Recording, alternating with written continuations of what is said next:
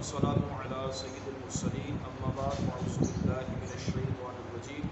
بسم اللہ الرحمن الرحیم الصلاۃ والسلام علیک یا رسول اللہ الصلاۃ والسلام علیک یا رسول وعلی اللہ آلک واصحابک یا حبیب اللہ وعلی آلک واصحابک یا حبیب اللہ۔ آج انشاءاللہ ہم سورہ توبہ کی آیت نمبر 70 اور 71 کا ترجمہ و تفسیر پڑھنے سننے کی سعادت حاصل کریں گے۔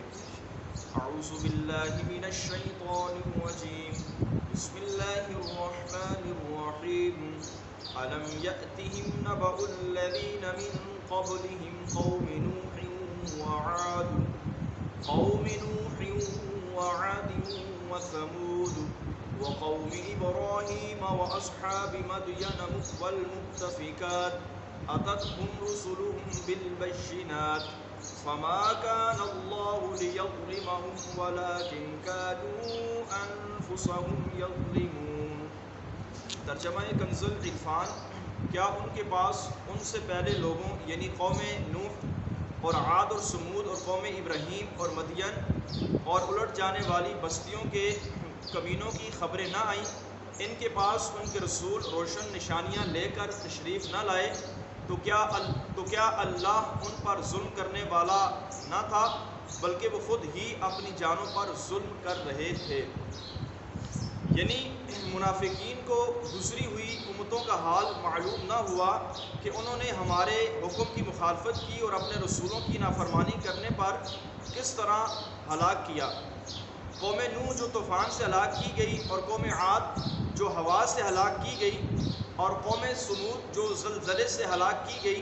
اور قوم ابراہیم جو سلب نعمت سے ہلاک کی گئی، اور نمرود مچھر سے ہلاک کیا گیا، اور مدین والے یعنی حضرت شعیب علیہ السلام کی قوم جو بادل والے دن کے عذاب سے ہلاک کی گئی، اور وہ بستیاں کے الٹ دی گئیں اور زیر و زبر کر دی گئیں،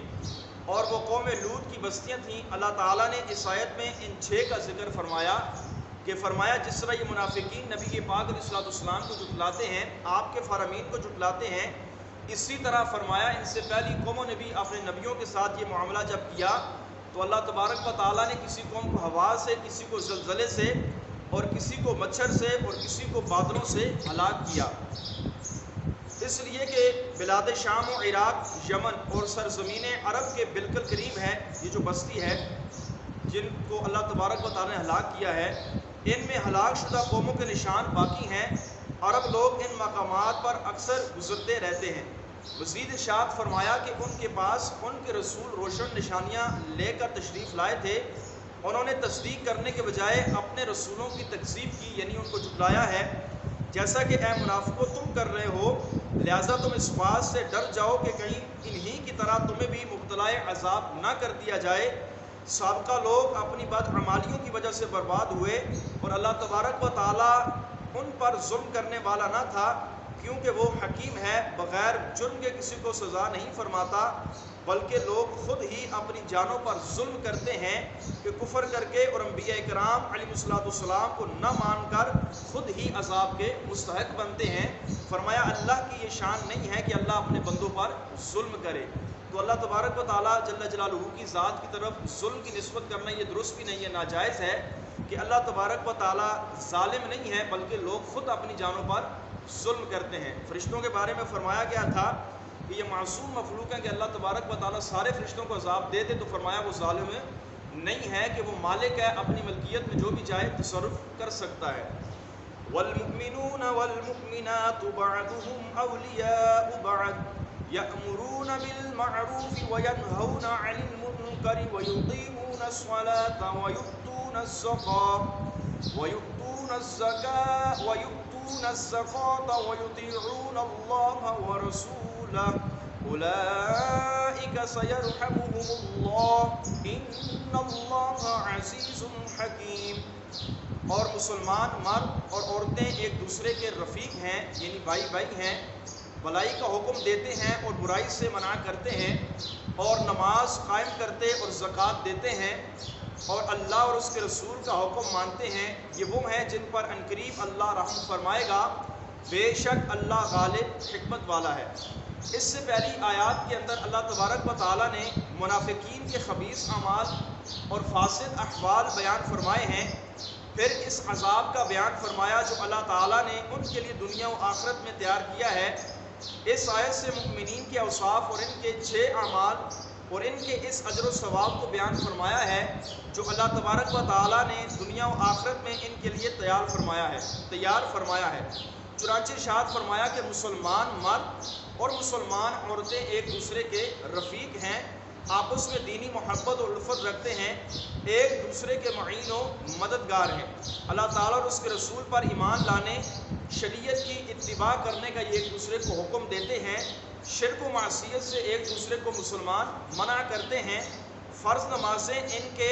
اوقات پر ادا کرتے ہیں، اپنے اوپر واجب ہونے والی زکوٰۃ دیتے ہیں، ہر معاملے میں اللہ اور اللہ کے رسول کا حکم مانتے ہیں۔ ان صفات سے متصف مومن مرد اور مومن عورتیں وہ ہیں جن پر عنقریب اللہ تبارک و تعالی رحم فرمائے گا اور انہیں دردناک عذاب دینے سے بچائے گا۔ بے شک اللہ تبارک و تعالی غالب حکمت والا ہے۔ اے مسلمان کی شان بیان کی گئی کہ جو زکوٰۃ دیتے ہیں، ایک دوسرے کے رفیق و مددگار ہیں اور اپنے اوپر نمازیں جو فرض ہیں ان کو ان کے وقت پر ادا کرتے ہیں۔ مفسر فرماتے ہیں اس آیت کریمہ سے 3 آیات پہلے منافقین مردوں اور منافقین عورتوں کے 4 اوصاف بیان کیے گئے ہیں۔ یہ سب نفاق اور اعمال خبیثہ میں مرد و عورت منافقین یکساں تھے اور کفر و معصیت اور نبی پاک کی توضیح کا ایک دوسرے کو حکم دیتے تھے، شبیہ برائی کا حکم دیتے تھے اور لوگوں کو نیکی سے منع کیا کرتے تھے، ایمان و اطاعت تصدیق رسول سے منع کرتے، رائے خدا میں اپنے ہاتھ یعنی مال خرچ کرنے سے رک جاتے۔ مذکورہ بالا آیت کے اندر اللہ تبارک و تعالیٰ نے ایمان والوں کے 5 اوصاف بیان کیے ہیں۔ فرمایا مسلمان ایک دوسرے کے رفیق ہیں، مسلمان بھلائی کا حکم دیتے اور ایک دوسرے کو برائی سے منع کرتے ہیں، مسلمان نماز قائم رکھتے ہیں، زکوٰۃ واجب ہونے پر زکوٰۃ ادا کرتے ہیں، اللہ تعالیٰ اور اس کے رسول کا حکم مانتے ہیں۔ منافقین اور مخلص ایمان والوں کے اوصاف کو سامنے رکھتے ہوئے فرماتے ہیں عمومی طور پر تمام مسلمانوں کو چاہیے کہ وہ غور کریں کہ ان کے اعمال کن لوگوں کے ساتھ ملتے ہیں۔ آیا میرے اعمال جو ہیں یہ منافقین کے اعمال کے ساتھ ملتے ہیں یا مومنین کے اوصاف کے ساتھ ملتے ہیں؟ اگر ان کے اعمال مخلص ایمان والوں کے ساتھ ملتے ہیں تو وہ اللہ تبارک و تعالیٰ کے اس احسان کا شکر ادا کریں، اور اگر اعمال منافقوں کے ساتھ ملتے ہوں تو انہیں چاہیے کہ اپنی عملی حالت درست کرنے پر بھرپور کوشش کریں اور مخلص ایمان والے جیسے اوصاف اپنائیں تاکہ وہ منافقوں کے بارے میں بیان کی گئی وعیدوں کے اندر داخل نہ ہوں۔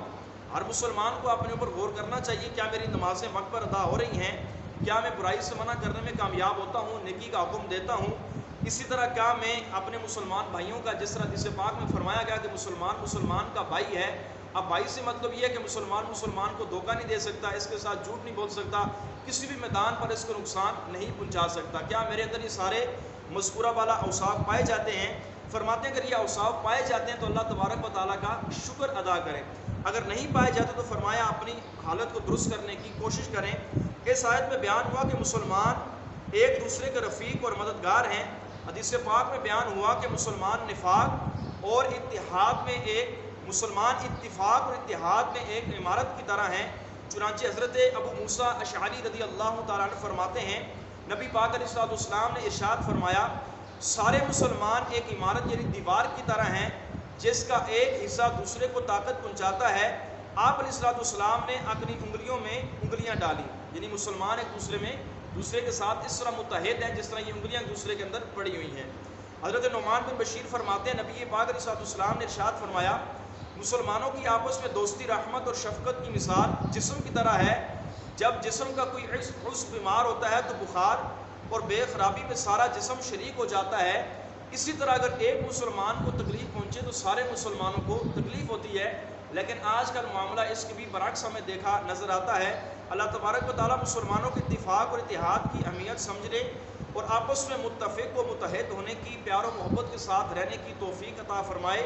آمین بجاہ النبی الامین صلی اللہ تعالیٰ علیہ وسلم۔ اللہ تعالیٰ کی بارگاہ میں دعا ہے اللہ تعالیٰ ہم سب کو قرآن پاک کی مذکورہ بالا آیات پر عمل کرنے کی توفیق عطا فرمائے۔